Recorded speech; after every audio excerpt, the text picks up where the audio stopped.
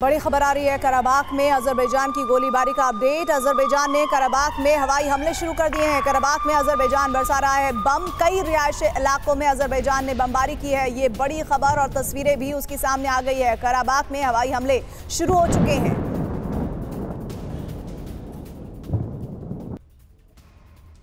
Karabakh में Azerbaijan की गोलीबारी का ये लेटेस्ट वीडियो इस वक्त TV9 भारतवर्ष की स्क्रीन पर आप देख रहे हैं। कराबाख में अजरबैजान बरसा रहा है बम और अब खबर ये है कि ये विध्वंसक होती हुई जंग अब और ज्यादा कराबाख के इलाकों को अपनी जद मिलेगी।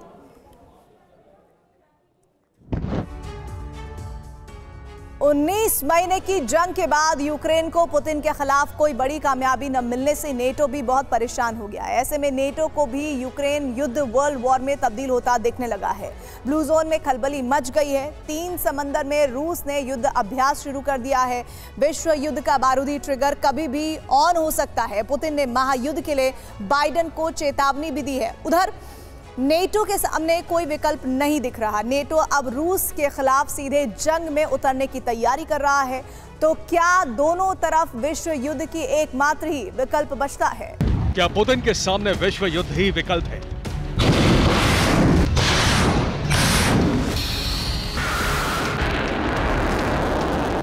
क्या यूक्रेन जंग में वर्ल्ड वॉर होकर रहेगा?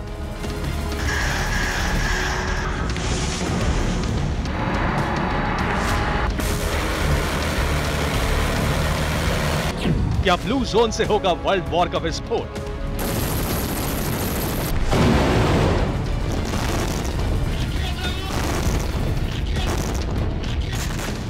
यूक्रेन और रूस की जंग में सितंबर के आखिर तक कुछ बड़ा होने की आशंकाएं पहले से ही जाहिर की जा रही थी।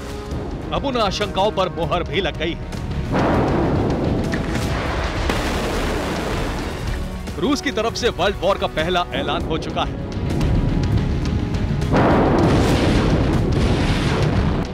ब्लू जोन में वर्ल्ड वॉर की आग भड़क चुकी है।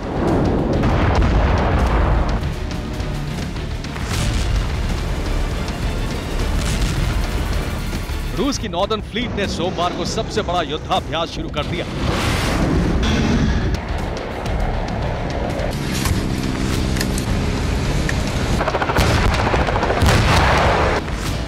रूस ने एक साथ बैरेंट्स, कारा और ईस्टर्न सर्बियन सागर में अभ्यास शुरू किया है।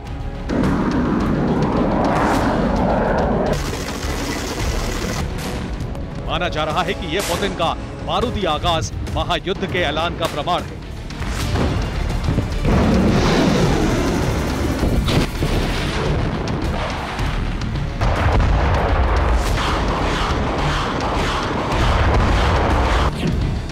रिपोर्ट्स के मुताबिक रूस के इस मिलिट्री युद्धाभ्यास में 1800 कमांडो, कॉम्बैट और स्पेशल मिलिट्री की 80 यूनिट, 10 परमाणु बॉम्बर, 10 एयरक्राफ्ट, 15 युद्धपोत, कई सबमरीन और दूसरे समुद्री वेसल शामिल हैं। रिपोर्ट्स में बताया गया है कि रूस ने ब्लू जोन में यह मिलिट्री एक्सरसाइज नॉर्दर्न फ्लीट की सुविधाओं, इंफ्रास्ट्रक्चर और तटीय नागरिकों को सुरक्षित रखने के मकसद से शुरू की है।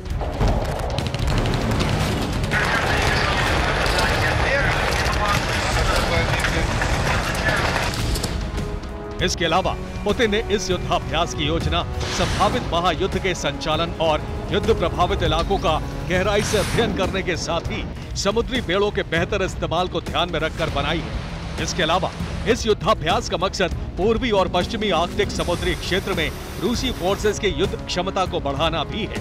साथ ही इस मिलिट्री एक्सरसाइज के जरिए पुतिन यूक्रेन और नेटो की संयुक्त ताकत को नाकाम या तबाह करना चाहते हैं।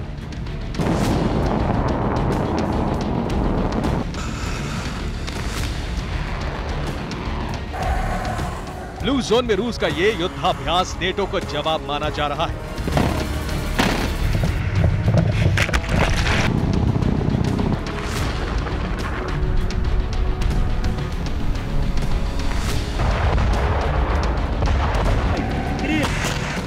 रूसी एजेंसियों के हवाले से बताया गया है कि नेटो इस बात के लिए अपना मन पक्का बना चुका है कि उसे अब रूस के खिलाफ जंग में सीधे ही उतरना होगा। अब नेटो इसीलिए भी सीधे युद्ध में उतरना चाहता है क्योंकि यूक्रेन के पीछे खड़े होकर रूस के खिलाफ जंग लड़ने में पिछले 19 महीनों में नेटो को काफी नुकसान उठाना पड़ा है। अब वो आगे अपना नुकसान नहीं चाहता।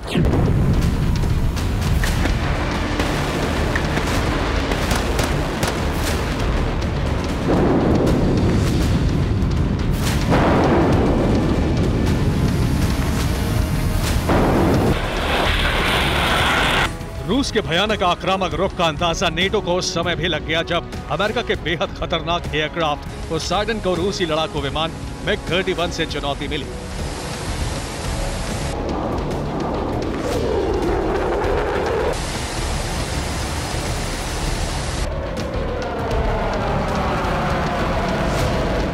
बैरेंट्स सागर में रूस और अमेरिका की आसमानी भिड़ंत के दौरान रूसी MiG-31 ने अमेरिकी विमान का पीछा किया। रूसी फाइटर जेट से मिली इस चुनौती को देखकर अमेरिकी विमान को वापस लौटना पड़ा। अमेरिकी विमान पोसाइडन को रूसी लड़ाकू विमान MiG-31 से मिली चुनौती को इसलिए भी बहुत खतरनाक माना जा रहा है क्योंकि अमेरिका का जासूसी विमान P-8 पोसाइडन कई खूबियों से लैस है। अमेरिका का P-8 पोसाइडन समंदर में भी गश्त लगा सकता है। पोसाइडन 100 मील दूर तक के जहाज की सटीक लोकेशन बता सकता है। ये 10 घंटे तक की तेज रफ्तार के साथ तत्काल जवाबी हमला करने में सक्षम है। लेकिन बैरेंट्स सागर में अमेरिका के इस विमान को रूसी लड़ाकू विमान MiG-31 से मिली चुनौती के बाद नेटो इसे अपने लिए बहुत बड़ा झटका मान रहा है। पुतिन के लड़ाकू विमानों के आक्रामक होते जाने से ब्लू जोन में अमेरिका और रूस के बीच विवाद गहरा गया है और इसके साथ ही जल से लेकर नभ तक बड़ी जंग छिड़ने के आसार बन गए हैं। यूक्रेन जंग में नेटो को लगातार नुकसान होने से ये माना जाने लगा है कि अब युद्ध यूक्रेन की सीमाओं से आगे बढ़ेगा और महायुद्ध में तब्दील हो जाएगा।